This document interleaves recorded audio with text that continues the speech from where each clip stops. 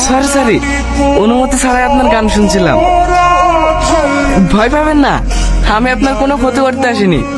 জঙ্গলে ঘুরতে ঘুরতে আপনার গান শুনতে পেলাম, তাই এখানে চলে আসলাম। আপনি আমার গান শুনছিলেন? হ্যাঁ, আপনার গানের গলা কিন্তু বেশ সুন্দর।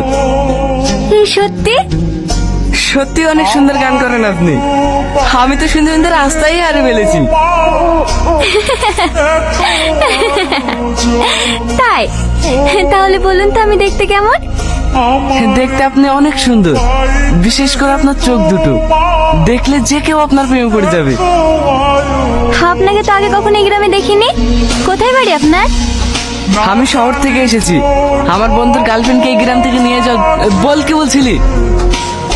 ও তোর পরে গেলি ব্যস্ত, আমি এদিকে টেনশনে মরছি আর ও রং লিখেছে। বেশি বকিসনি তো। কোন পরি? কিসের পরি? কাল রাতে ওকে দাঁড়াতে বলেছি আর ও কোন মেয়ের সাথে দেখা করতে। কে মেয়েটা? নাম কি ভাবে? দেখতে কেমন? তুইও শুরু করে দিলি। আমার ব্যাপারে তোদেরকে ভাবতে হবে না। আরে রাগ করছিস কেন? তুমি চিন্তা করো না, আমি কালকে তোমাকে এখান থেকে নিয়ে পালিয়ে যাবো। তুমি রেডি থেকো। ঠিক আছে। তোমার সাথে রোহন ভাই এসেছিল না? আর বলো না, এই গ্রামের কোন মেয়ের পাল্লা বেড়েছে। নাম জেনে কি হবে?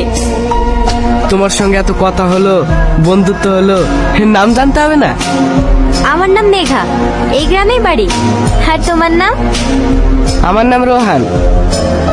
আপনার বন্ধু এই মেয়েটাকে খুব ভালোবাসে, তাই না?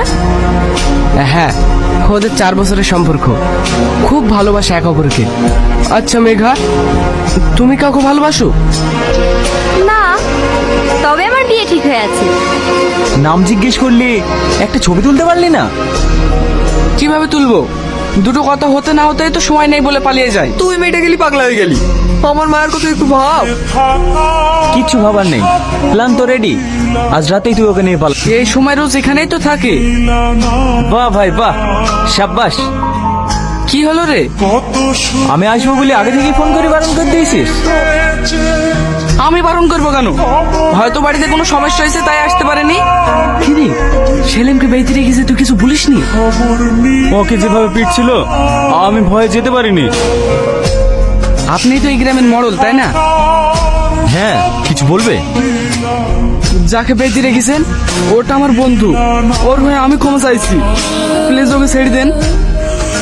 শালা, তুই আমার মান সম্মান নষ্ট করে এখন ক্ষমতা চাইছিস? আজিজ থামো, মাথা গরম করো না।